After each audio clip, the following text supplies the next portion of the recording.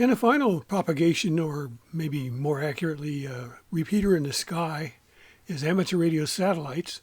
Here we see SO50 somewhere over the middle of the United States, probably in the Denver region. This is its coverage pattern, the red part here.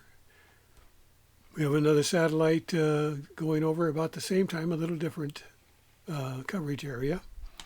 XW2A is out in the Pacific, covering Hawaii, but not quite making the U.S. continent. And CAS4A is on the East Coast and is covering a good portion of the Midwest as well. This is from a Doppler, a program I have to track satellites. So let's take a look at what amateur satellites have to offer.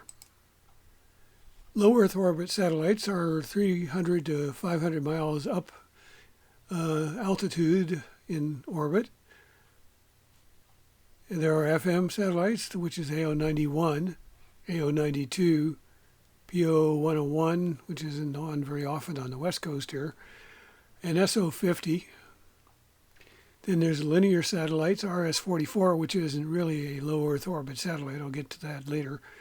CAS-4A, CAS-4B, XW2A, XW2B, XW2F.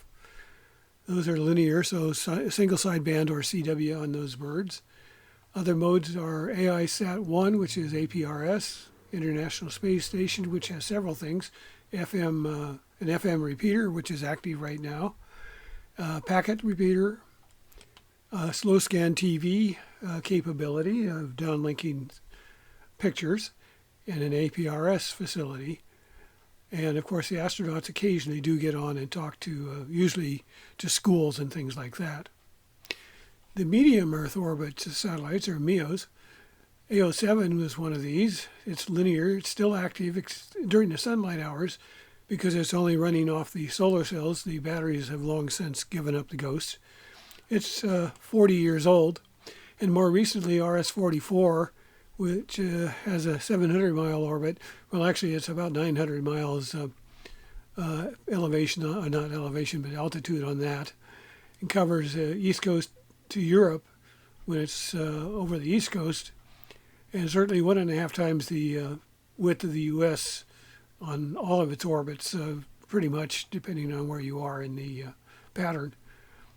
Very good, but of course, slightly weaker signals than you do have with these low Earth orbit ones. And AO10 and 13 were high Earth orbit, but these are no longer working, so we won't go into details on those. And then there's synchronous orbit, which is ES-HALE or Q100, which has CW single sideband ATV, and you can get to a site that gives you information, and also you can listen to this satellite on this website. AMSAT is working on goal for greater orbit, larger footprint for future AMSAT projects. There are deorbit issues because anything that goes higher than the current low Earth orbit satellites needs to have a way of deorbiting the satellite. And you can check out AMSAT, AMSAT UK, AMSAT DL, N2YO websites for further information on these satellites if you're interested in finding out about them in more detail. Here is XE2YWH in contact with WX5T using the CAS4B linear transponder. Let's play that.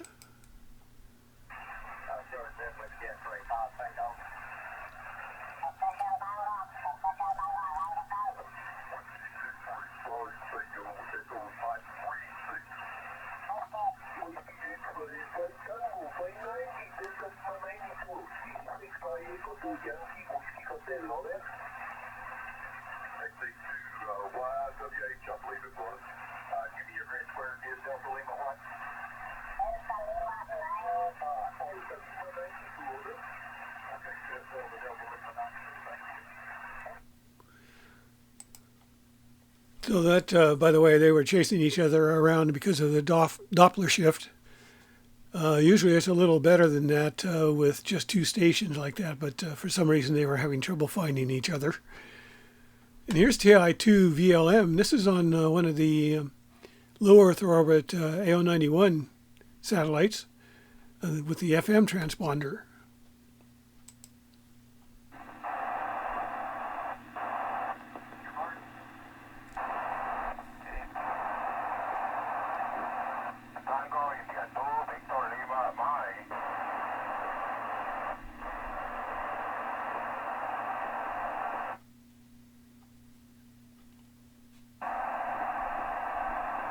That was me trying to get the hold of that station.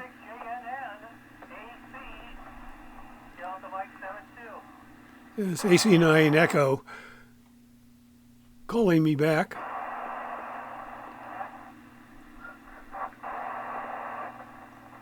You can't hear my uplink because I'm not duplex.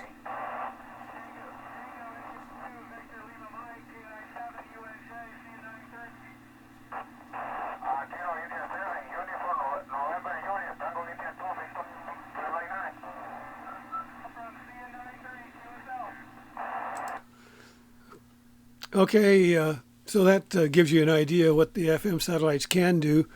Usually they're very crowded and usually very short QSOs, just call sign and grid square. All right, and I thought I'd give you the SDR view of the Qatar Oscar 100 narrowband web SDR site here. This is various stations, obviously, here. Let's take a listen.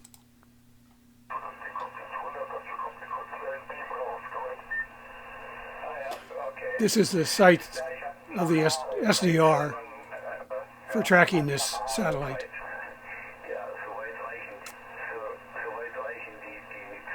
Different signal now. Yeah, click on another one.